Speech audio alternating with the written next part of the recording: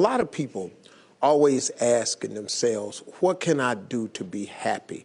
That's a big question for a lot of people. Now, you have a system of 5 steps. Yeah. I've written 5 simple steps that really helps no matter who you are, what walk of life you're in. Number 1, you have to own your own happiness. Take it away from other people demanding that they make you happy. Your kids are not going to make you happy. Your spouse is not going to make you happy. A big house is not going to make you happy.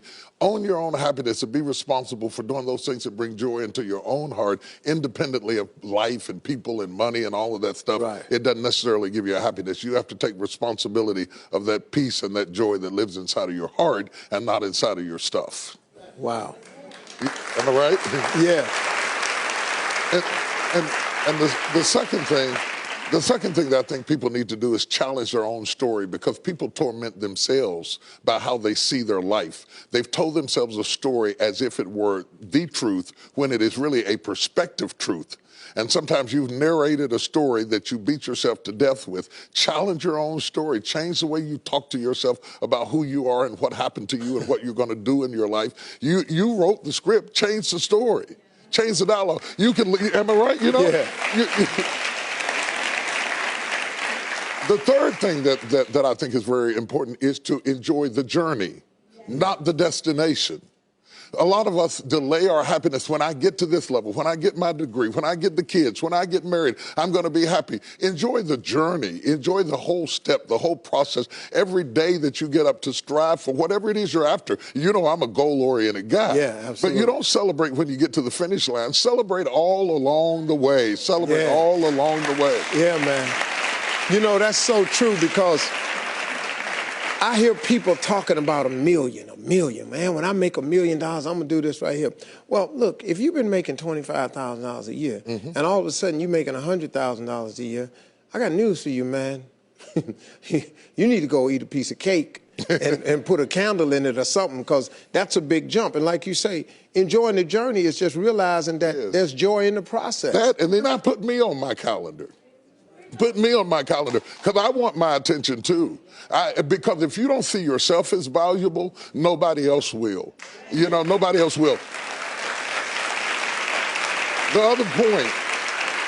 other point is make relationships count. Making your relationships count, because everything is about relationships. First of all, your relationship with God. That's a very important thing to have, because as long as you know that there's somebody in charge, you don't have to bear the brunt of the responsibility and the weight of what's going on in your life. You can talk to the boss. Okay. Number 2, enjoy your relationship with yourself. If you don't like you, it makes it hard for me to like you. Because people, when you walk into their atmosphere, they draw you into the cosmos of their own drama. And if they're full of drama without you, when you come in, you become caught up in the cyclone of their drama. Enjoy your relationship with yourself. And then anybody else who comes in, they enter into a party you already started. You understand? And then the relationship with your kids, the relationship with your spouse, the relationship with your friends, taking time to enjoy the relationships, because there is no fruit. Nature teaches us that there is no fruit without relationships. You cannot be fruitful by yourself in business, in home, in life, in church. I don't care what it is. You are no more than the relationships you surround yourself with, and make sure that those are good ones. The 5th thing, No, go ahead. I'm loving it, man. Is this good? Yeah, this is really good. The 5th thing that I really ascribe to is balance work with play. You can't do all of either one and be successful. And to those whom much is given, much is required. And if you work really hard and you're a really diligent person, make sure that you do some play to balance your life out. If you play real hard but you don't work very much, you're going to be fun, but you're going to be hungry. You know what I'm saying? You got to balance work with play. You have to balance that with your children. If you're always a disciplinarian, your daddy going to get you when you get home. I don't want to always be the police in the house. I want to be the fun guy sometimes. Balancing work with play, call this not only for you to be holistic, but for people to get a better perspective of who you are. I get on my Instagram and I put crazy stuff. My kids die. Just yesterday, I put me sweating in the gym, saying they said it's going to be fun, but it hadn't gotten fun yet. You know, to let people know that everything is not serious every day. That's too much pressure. We've got way too much pressure on us to be the people we were created to be. You got to enjoy the journey and the process. Like I told my kids the other day, I said, let me explain something to y'all.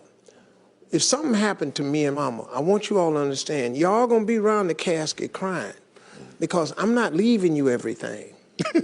I'm just not. I'm gonna spend 85% of my income on me and your mama. Right. Yeah. Right.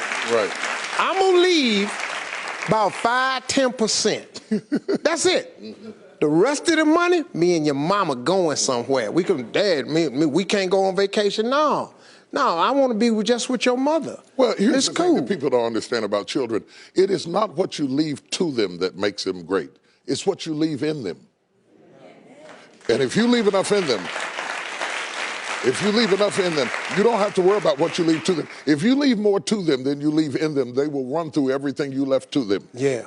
But if you leave enough in them, you don't have to leave so much to them because they can go out there and make their own way in life.